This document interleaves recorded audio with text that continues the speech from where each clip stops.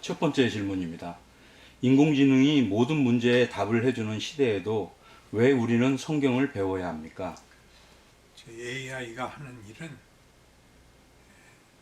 어떤 장르를 넘어서 모든 분야의 정보를 가지고 있다가 받은 질문에 대하여 답을 할 때 그 모든 걸 가장 적당하게 조합해 주는 일을 하는 것이지, 그가 의지를 가지거나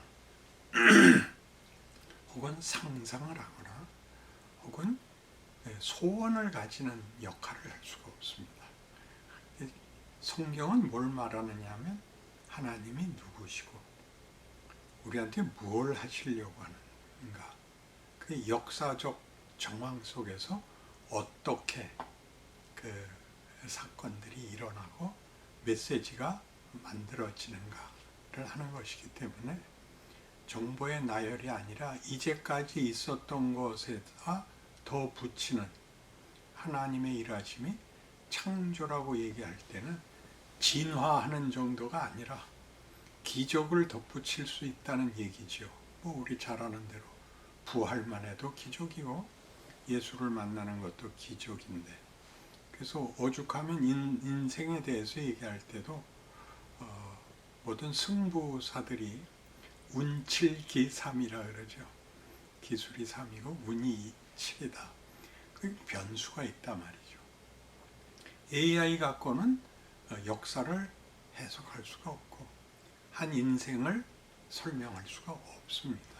나타난 것만인데 사람이 무슨 표현을 할 때 그 속마음에 어떤 것을 사실적으로 드러내는 법은 거의 없고, 과장을 하든가 아니면 감추든가 아니면 반어법을 쓴다든가 하는 식의 개인이 가지는 변덕 아닌 변덕을, 다양함을 드러내는데, 그걸 알아먹으려면 AI 갖고는 안 되는 겁니다. 성경이 하는 일이 하나님이 누구시고 인간이 누구이며 그 관계가 무엇이길래 하나님이 우리를 구원하신다, 찾아오신다, 복 주신다라는 말이 성립하는가 라는 것이 성경 얘기인데, 거기에는 하나님만이 가지시는 창조의 능력과 우리를 향하여 가지신 의지, 그 의지는 심지어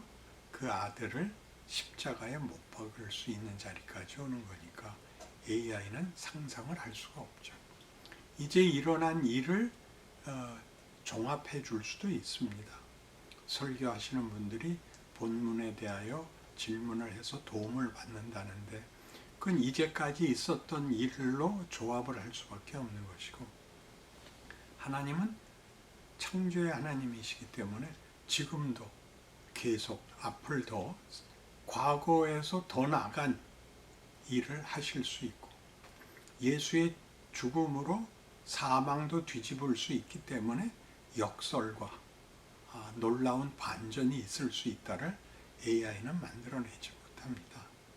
그래서 설교를 한다 그럴 때, 성경을 읽어야 한다 그럴 때는 신이 선하시다, 자비롭고 은혜롭고 노하기를 더디하고 인자와 진실이 풍성하시다라는 말로 우리 쪽으로 얘기하자면 기적과 우리를 향한 사랑이 얼마나 높게 그때의 형편과 조건을 넘나드는가를 읽어내야 되는 게 성경이고, AI가 할 수 있는 건 그때까지 가지고 있는 정보를 종합해서 가장 근사한 주제에 근사한 답을 내는 데까지로 둘은 차이가 많습니다.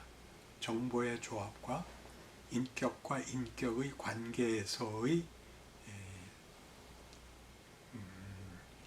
대화나 마음속에 가지는 뜻이나 의지나 감정 같은 것들을 AI는 따라올 수가 없기 때문에 기본적인 도움을 받는 것과 성경을 읽어서 우리가 알게 되는 창조와 부활의 섭리를 누리는 것은 기도와 찬송과 믿음 속에서만 가능합니다. 두 번째 질문 드리겠습니다. 한국 기독교의 역사가 100년이 넘었습니다. 100년 전에 비해 우리는 기독교로 인해 무엇이 달라졌고 또 무엇이 이전에 비해 더 발전했을까요? 기독교 역사가 150년인데요. 그 두 가지 교회사적 사건이 있습니다. 하나는 순교, 그 다음은 부흥입니다. 순교라는 것으로 인해서 우리는 예수를 믿는다는 것이 목숨을 걸어야 되는 각오가 있어야 된다. 역사적으로 가지게 됐고, 부흥으로 인해서 하나님이 지금도 일하신다. 우리의 기도를 들으시고 우리의 하루하루를 함께 하신다를 알게 되었습니다. 그 외적 함께 하시는 하나님의 외적 증거를 보이신 것이 여러 은사들, 특히 방언이니 치유니 하는 은사들을 한국교회가 가지면서 아주 부흥이 크게 일어나서 하나님이 살아계시고 우리를 부르시고 복 주신단다 하는 감동을 가지게 됐습니다. 근데 그 감동이 예수를 믿으면 복 받는다. 하나님이 우리를 편드신다더라 한 다음에, 그 확인 다음에 어떤 현실이 펼쳐졌냐 그러면 죄와 사망이 왕노릇하고 있는 인생을 살아야 한다라는 현실은, 컨텍스트는 바뀌지 않았습니다. 거기에 한국교회의 당황함이 지금 있습니다. 그러니까 감동한 사람들끼리 모여서는 같은 편을 응원하는 것 같은, 신나고 말이 통하고 그냥 뭐라고 그래도 좋은 뭐 야구팀을 응원한다든가 축구팀을 응원한다든가 자기 나라를 응원하는 일에 있어서는 서로의 지금의 형편이나 누구이냐와 상관없이 하나로 응집된, 그리고 그렇게 다수의 사람들이 모인 그룹 다이내믹스가 터져 나오는 재미를 봤는데, 그러고 흩어지면 현실은 잠깐의 흥분으로 때워질 수 없고, 이렇게 새롭게 시작되는, 반복되는 일상 속에서 내가 아무것도 아닌 존재로 묶여서 쩔쩔매고 살아야 된다 하는 현실을 이제 한국교회도 정면으로 직시하게 됐습니다. 거기에 답을 내놓을 방법이 없으니까 부흥을 재방하자 그러죠. 재현하자. 그래서 코로나 이후에 한국교회가 내놓은 답은 부흥으로 돌아가자입니다. 감격으로 돌아가자인데, 모든 감격이 그렇듯이 감격 다음에는 그 감격이 열어놓은 그 문 안으로, 새로운 지평으로, 새로운 차원으로, 새로운 현실로 나가야 됩니다. 그러니까 쉽게 얘기하면 원하는 대학에 입학을 하면 합격자 발표를 들은 날이 제일 감동스럽죠. 그러면 그때부터 합격증 들고 돌아다니는 게 아니라 학교를 가서 공부를 해야 됩니다. 한국교회가 가졌던 감동이 각오를 넘어서 하나님이 우리에게 그런 목숨까지 걸어라 하는 것을 요구한다는 정도를 넘어서 하나님이 순교를 받아들인다는 것이 어떻게 사망이라는 절망과 실패로 보이는 현실까지 끌어안아서 하나님이 우리에게 뭘 이루려고 하시는가. 그 하나님이 창조와 부활의 하나님이라고 이름 불리는 뜻이 현실적으로 어떻게 우리에게 다가오는가 하는 문제가 한국교회의 현실적 질문이 됐죠. 거기서 쉽게 얘기하면 아이가 태어나고 아이가 자라고 그 다음에 자기 정체성을 묻는 나이에 오죠. 보통 사춘기라고 얘기하는 난 뭐야가 됩니다. 왜 난 뭐야를 묻게 되느냐 하면 하기 싫은 일을 부모가 하라 그래서 그럽니다. 가장 보편적인 공부해라죠. 왜 난 엄마 말만 들어야 돼? 난 왜 내가 하고 싶은 거 하면 안 돼? 여기에 갈등이 한번 있어야 되고, 거기를 지나면서 인간이 살아있는 게 다가 아니라 인간이라는 존재가 존재론적으로, 정체로, 그리고 그의 소원과 만족을 위해서 일정한 가치와 그 가치를 분별해내는 지식과 실력이 있어야 된다를 공부 속에서 배우고 현실 속에서 배우게 되죠. 그래서 한국교회가 지금 어디에 와 있느냐 하면 하나님이 살아계신 것과 내 편을 드는 것까지 경험했는데 왜 현실은 감격 이후에도 똑같이 죄와 사망이 아직도 왕노릇하냐? 왜 늘 불편한 인생을 살아야 되냐? 그 불편함 속에서 뭘 봐야 되냐? 세상은 생존 경쟁의 장이지 우리를 영광스럽게 하겠다는 약속은 없다. 그게 역사의 증언입니다. 그리고 한 인생의 현실입니다. 그러면 우리가 이렇게 살 바에야 라는 자포자기적 어떤 반발이 일어날 수도 있고 체념이 일어날 수도 있습니다. 그래서 자살이 일어나고 타살이 일어납니다. 한 번 살고 죽고 말 인생이 불과하다면 못할 게 뭐가 있어? 살아있는 동안은 내 마음대로 살아볼 거야가 살인을 만들고 자살을 만들죠.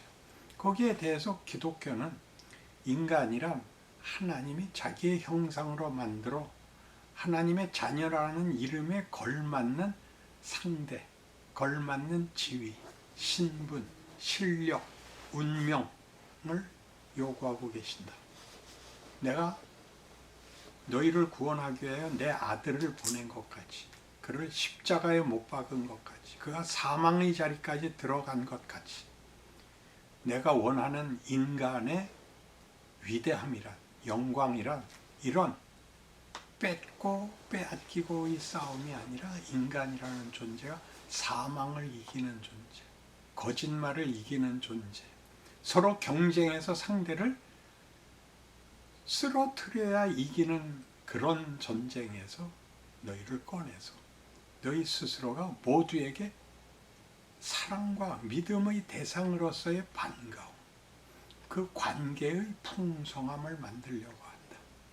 그러니 너희 인생에 하나님이 약속한 이 내용을 만들기 위하여 너희가 경험해야 되는 현실은 하나님이 없고 하나님이 약속한 이런 복된 영광의 목적지가 없으면 인간은 결국 자폭밖에 남는 게 없다 라는 걸 실컷 봐라. 그리고 그렇다면 인간이라는 존재를 기대할 게 없다면 사람은 자살하는 게 맞다. 그러니 그게 아니고 살아야 한다면 사는 값이 뭐냐? 이겼다는 게 뭐냐? 누구를 이겨서 얻은 승리마저도 결국은 사망에 불과하다면 그것과 성경이 약속하는 것은 이렇게 다른데 영광의 자리, 위대한 자리로 부름받은, 그것도 무슨 겁을 주거나 무슨 이해관계가 아니라 부부같이, 우정같이, 사랑과 믿음이라는 단어로만 설명이 되는 관계와 대상과 연합으로 부른다는 기독교의 본 목적을 이해하고 가르치고 연습시켜야 됩니다.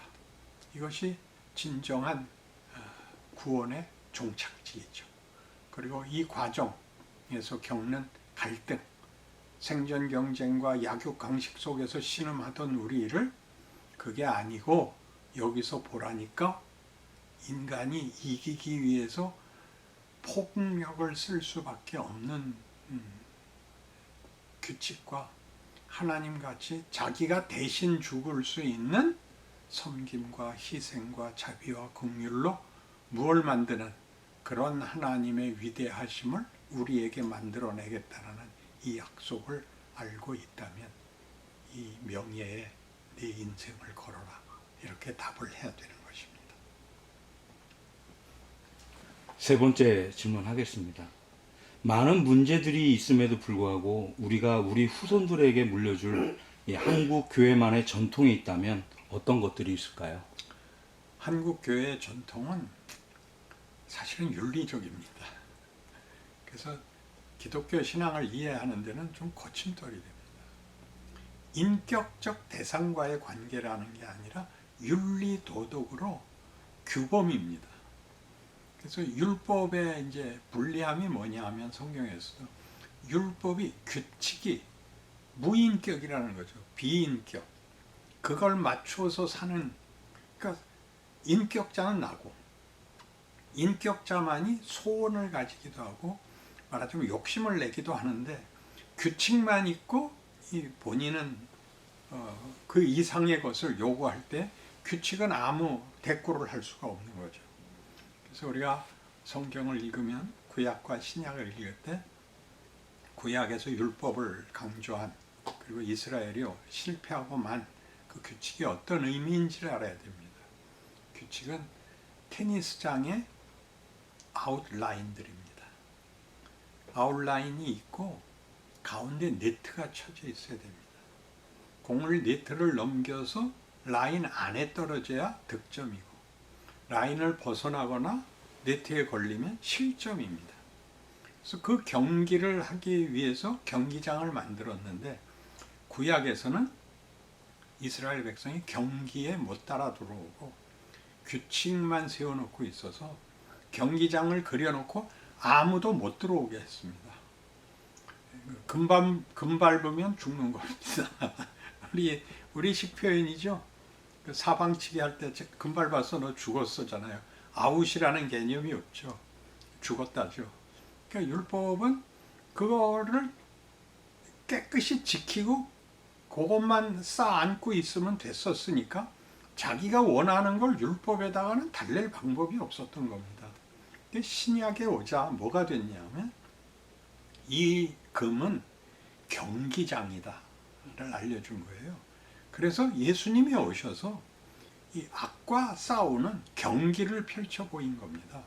그러니까 우리가 현실에서 만나는 모든 것들은 우리 보고 도전하고 위협하고 시험하는 것을 마치 테니스를 치듯 상대방이 서비스를 넣었을 때 어떻게 리시브를 할 것인가, 로빙을 띄웠을 때 어떻게 대처를 할 것인가 하는 식으로 세상이 우리를 패배시키려고 하는 것을 맞받아 반응하면서 경기에 익숙해집니다. 그때 상대의 실력이 높아지면 높아질수록 내 실력이 큽니다.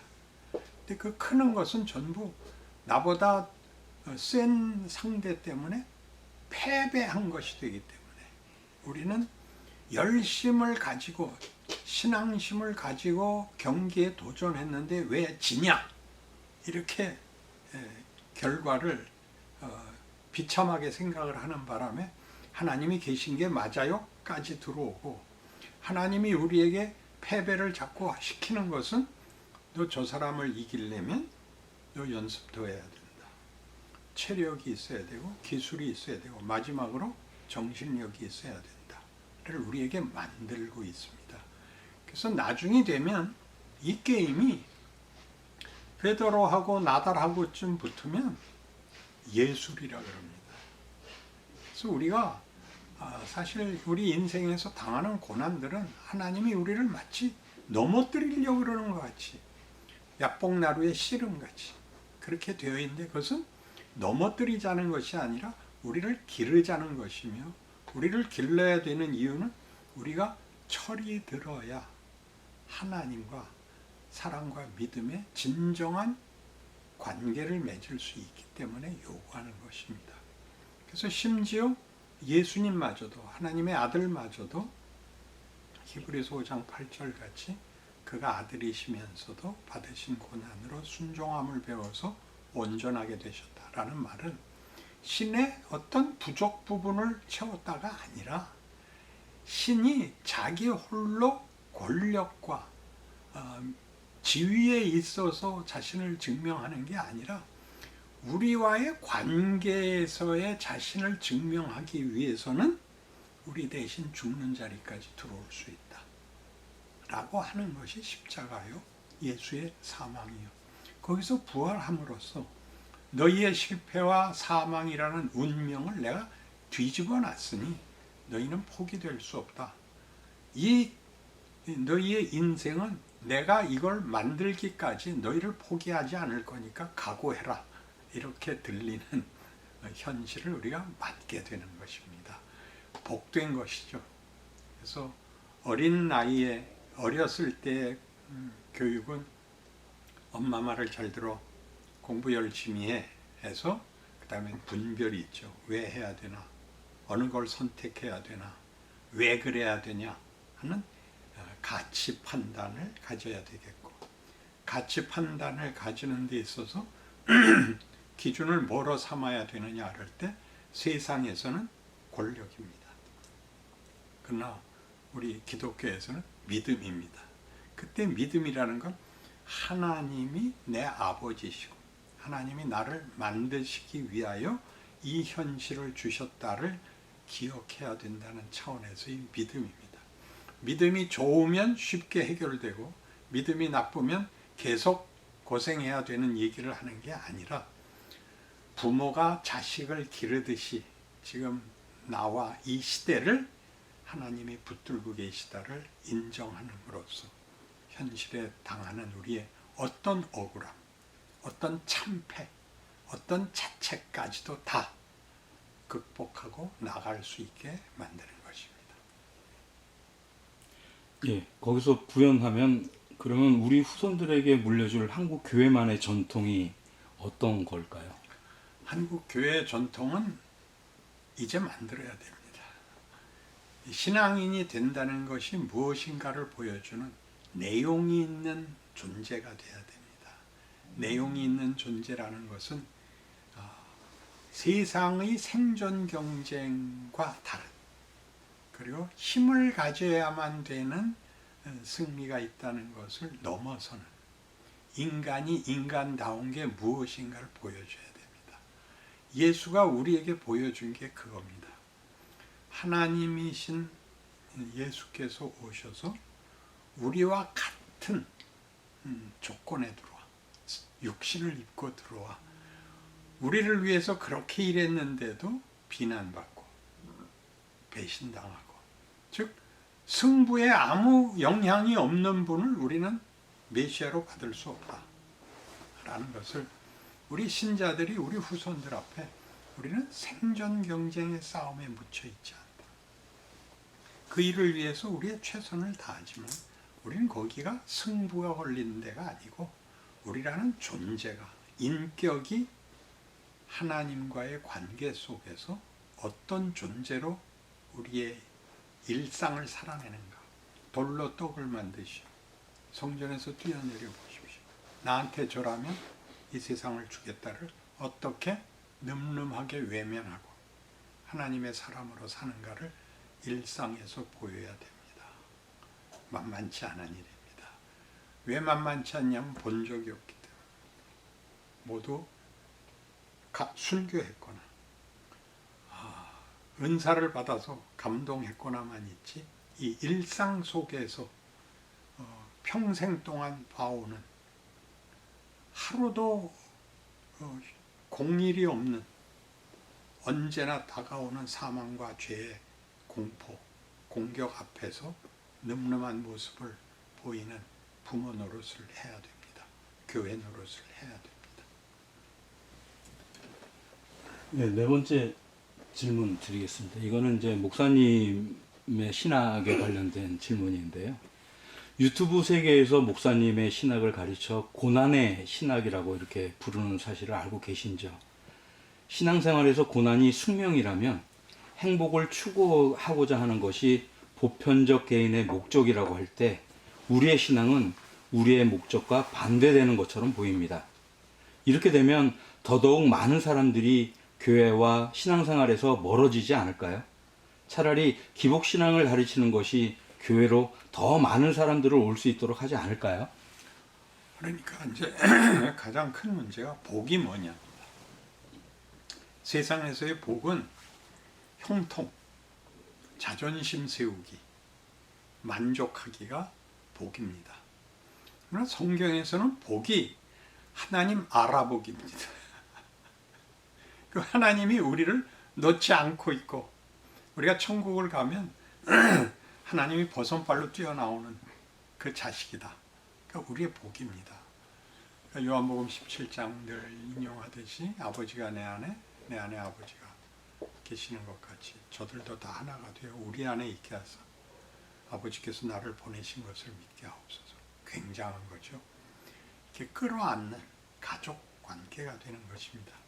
그 가족 관계가 되는데 가장 큰 것은 아버지의 자녀다운 성숙, 완성이 있어야 되는데 빛이 있으라, 하늘이 있어라는 한 물건을 만드는 일에 있어서는 명령하면 됐지만 인간이라는 존재를 만들 때는 하나님이 자신의 형상대로 만들기로 해서 하나님과의 관계에 속하는 가족으로 부르기 때문에 우리가 자주권을 가져야 됩니다.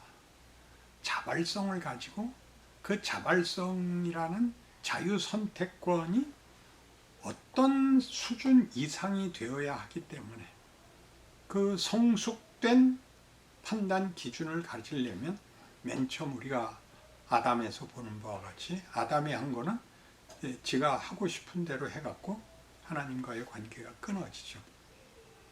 우리가 나이가 들면 해야 될 것과 하면 안 될 것을 도덕으로 아는 정도가 아니라 철이 들어서 합니다.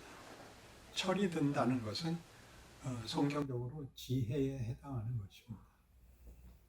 지혜라는 것은 우리로서는 약간의 재주를 의미하는 거죠.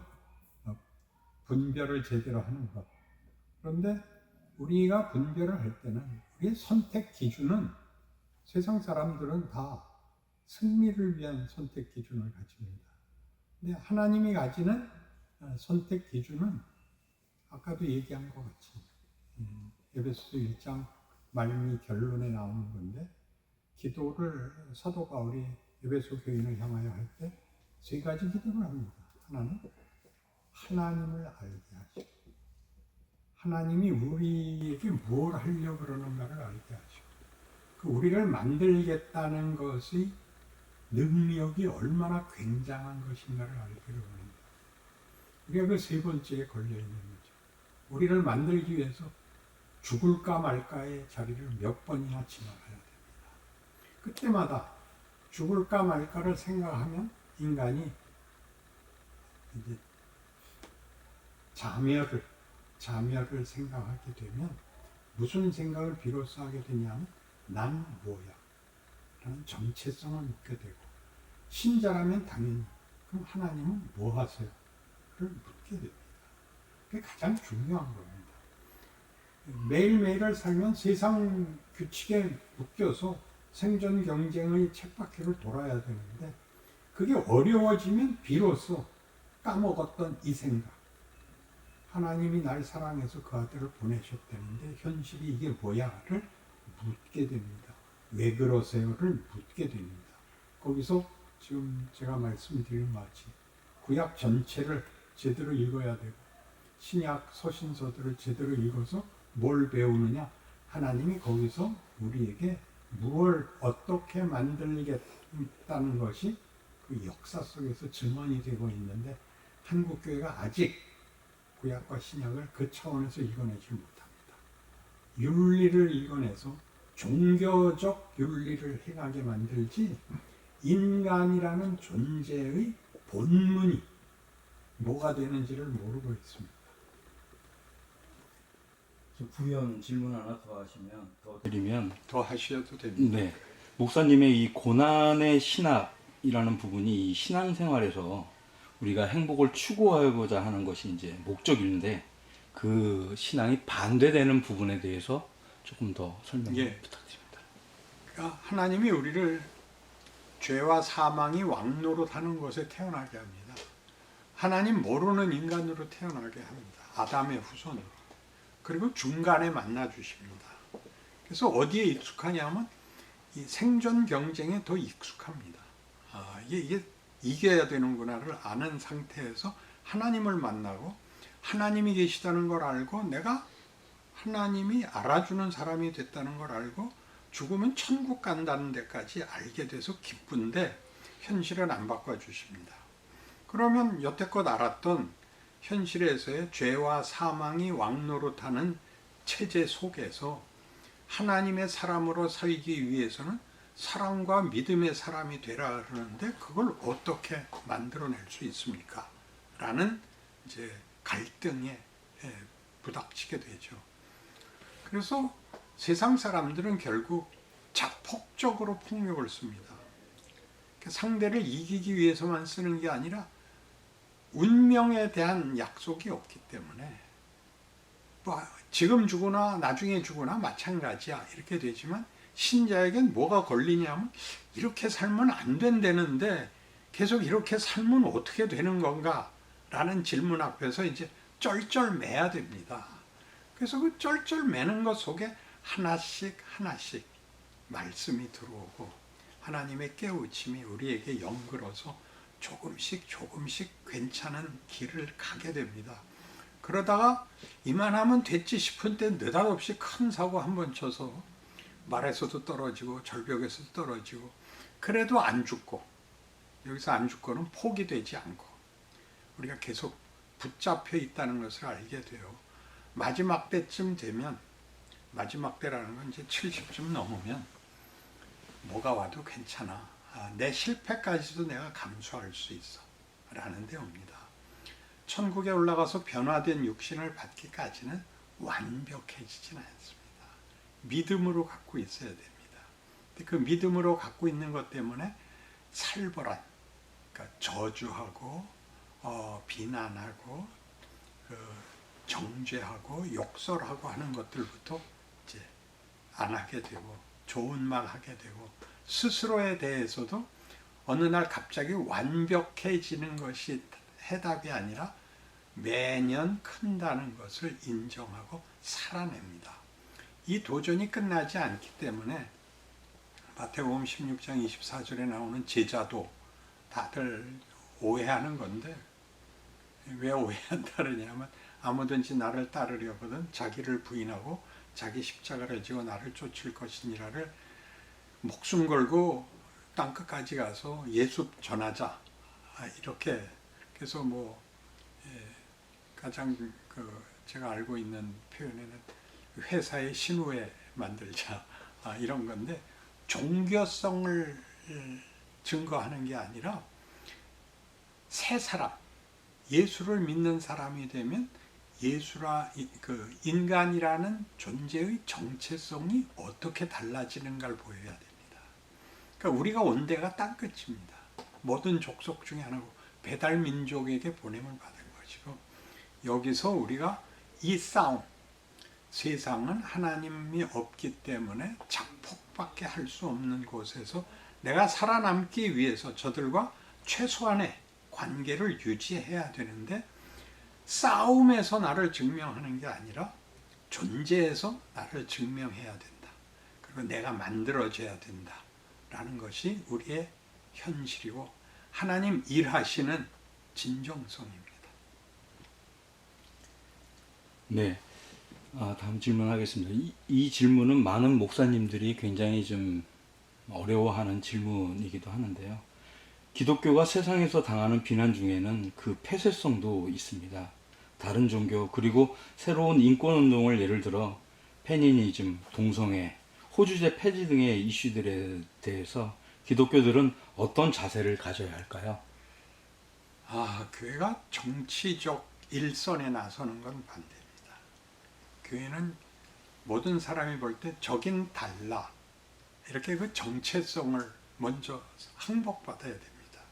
쟤네들은 달라가 있어야 되는데 우리 한국교회 아직 교회의 정체성은 다른 종교와 똑같이 열심과 진심으로 되어 있지 그것이 이렇게 존재론이 정체성이 다르다라는 구별은 좀 드뭅니다. 그 다른 것은 여러 군데서 나타나는데 예를 들면 옆집에서 새벽기도 좀 치지 말아달라. 그럼 치지 않아야 됩니다. 그런 것들 다 지셔도 되고 주차 문제로 싸우는 거 이런 거 다 양보해야 됩니다. 알아서 걸어서 오시든지 가까운 교회를 나가시든지 해서 교회라는 데 모이는 사람들은 인간이 바뀌는 데라는 걸 인간이라는 존재가 정말 멋진 인간을 만드는 데라는 걸 보여야 되지, 자기의 정체성을 쉽게 당신들 예수 안 믿으면 지옥 가 이렇게 얘기하는 건 무례한 겁니다. 그것이 진리일지라도 그렇게 말하는 법이 아닙니다. 우리는 끌어안게 되어 있습니다. 다 외우는 요한복음 3장 16절 같이 하나님이 아들을 보내는 때가 세상이 예수를 필요로 하지도 않고 알지도 못하는 데다 보냅니다. 하나님이 세상을 이처럼 사랑하사 독생자를 주셨습니다. 이는 저를 믿는 자마다 멸망치 않고 구원을 얻게 하려, 영생을 얻게 하려 함이라. 그래서 우리는 믿는다 안 믿는다로 갈리는데, 믿는다는 말은 결단이 아닙니다. 17절이 뭐냐면 그 아들을 세상에 보내심은 세상을 심판하려 하심이 아니에요. 그 아들로 인하여 세상이 구원을 얻게 하려 하심이라. 하나님이 구원을 하시자는 분입니다. 그러니까 저놈은 지옥밖에 갈 수 없어 라고 생각하는 자에게도 여러분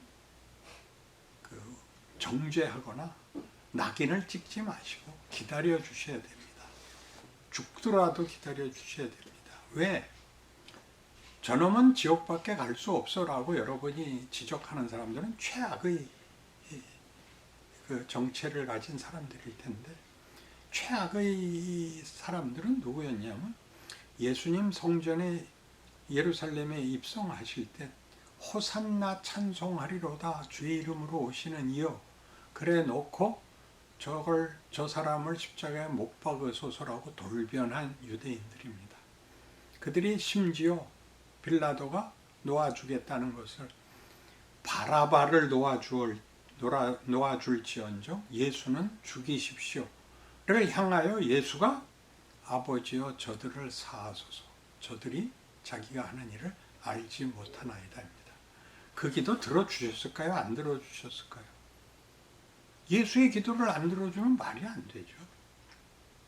그러니까 우리는 열어놔야 됩니다. 그래서 지금 얘기는 뭐냐면 어떤 일에 비난과 저주를 함으로써 우리를 확인하는 방법은 쓰지 않는 법입니다. 그래서 우리 동성연애 같은 거는 그건 아닙니다 까지만 하시면 됩니다.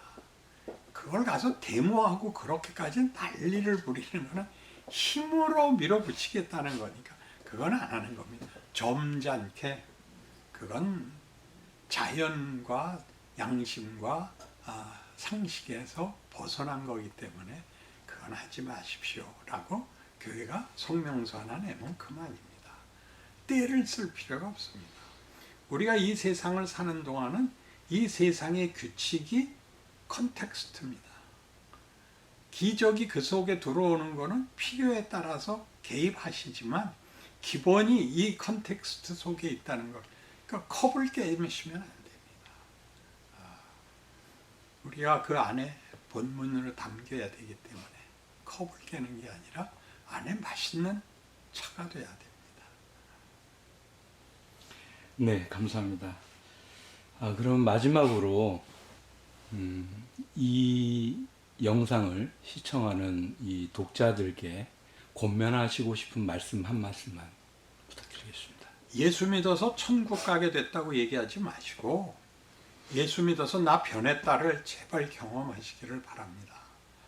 예수를 믿었더니 인간이 이런 인간이 되라는 거더라 라는 인간의 존엄성을, 그리고 각 개인에게 허락한 개별성, 나는 나밖에 나일 수 없다 라는 독특한 자기 자리가 있다는 것을 하나님 앞에 감사하고 그 책임을 다하는, 그래서 언제나 주인공이 돼야 되는 게 아니라 주인공 옆에 서 있는 조역을, 엑스트라를, 그러나 나 스스로는 내가 주인공인 인생을 살고 있다는 것을 아는, 나 하나만을 위해서라도 예수가 십자가를 질 수 있다 라는 고백까지 우리가 이해하고 있는데, 그런 우리가 살 때는 아무것도 아닌 걸로 묻혀 있다는 것을 제일 못 참아하고, 갑자기 어떤 조건이 변하고 지위가 변해서 힘을 쓸 수 없다는 걸 억울해하는데 그냥 순종하고 사십시오. 예수가 성육신을 했다는 건 무서운 자기 절제입니다. 신이 인간이 되는 것은 무한히 유한에 잡히는 것이고 시간과 공간의 조건 속에 잡히고 그 시대의 정서와 그 형편에 잡히는 것인데 그걸 순종하십니다. 걱정 마시고 여러분이 그 모든 나쁜 조건이라고 생각하는 곳에서 하나님이 여러분을 신성에 참여하는 것이 무엇인지를 가르치고 있다는 것만 안다면 희망을 놓지 마시고 믿음 지키시고 인내하시고 그리고 자기 자리 지키셔서 행복한 신앙 인생 되시기 바랍니다. 감사합니다.